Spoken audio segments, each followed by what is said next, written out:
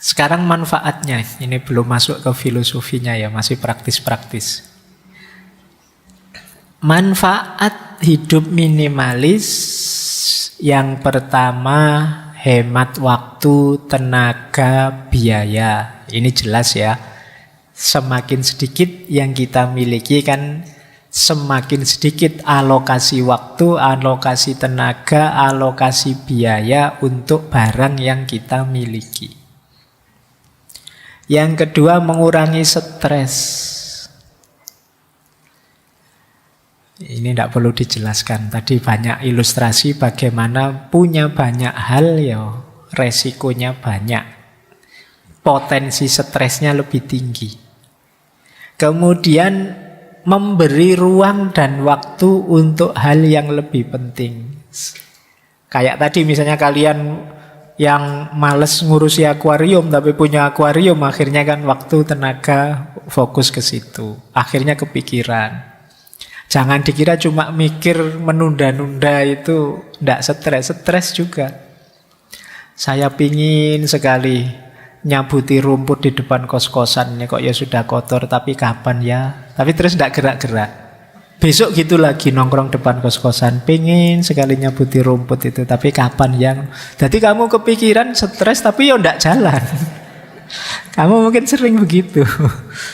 Jadi waktumu terbuang sia-sia. Yuk efektifkan waktu. Jangan buang-buang waktu, tenaga, biaya untuk hal yang tidak penting.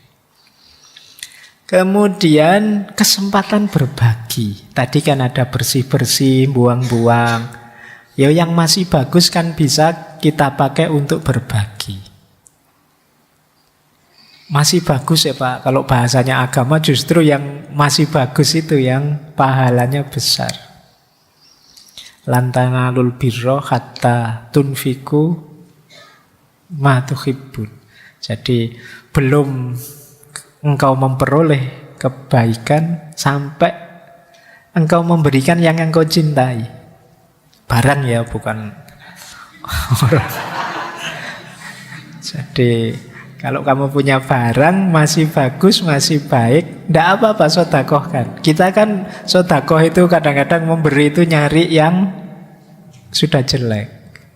Bahkan panitia bakti sosial itu sering pakai kalimat yang baju bekas yang layak pakai. Biasanya kalimatnya gitu. Sebenarnya tidak masalah menerima sumbangan dalam bentuk baju baru misalnya. Kan tidak apa-apa. Siapa ngerti ada memang orang ingin menyumbangkan bajunya yang baru-baru. Ya ditulis saja baju baru atau bekas yang masih bagus. Karena layak pakai itu ya kadang standarnya beda-beda. Nanti bagi orang tertentu ini masih layak kok, padahal sudah sangat tidak layak itu. Disebutnya layak, mentang-mentang kamu ingin buang sampah, kamu berikan ke orang padahal sudah sangat tidak layak. Itu sudah robek-robek. Robek kan bisa dijahit. Warnanya pudar, tidak masalah, bisa buat sehari-hari. Sepatunya kamu ingin buang barang. Nah, yuk ada kesempatan berbagi. Terus jangan lupa ramah lingkungan. Barang yang tidak ada gunanya dalam jumlah besar itu kan nama lainnya sampah. Jadi sadar atau tidak sadar kita itu banyak menyumbang sampah. Ada yang sampah yang sudah kita taruh di tempat sampah, ada sampah yang masih kita simpan di lemari kita, di laci kita. Kita sebenarnya ya kontributor sampah yang luar biasa. Maka ayo latihan minimalis.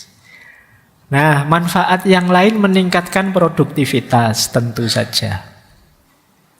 Kemudian meningkatkan kebahagiaan hidup karena rasa khawatirnya kecil. Ya kayak tadi loh, kamu punya barang baru, barang bagus, itu kan khawatirnya lebih besar.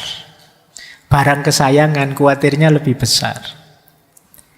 Tapi kalau kamu simpel-simpel saja, hidupmu santai saja, barang-barangmu juga biasa-biasa saja, secukupnya, khawatirnya juga lebih kecil.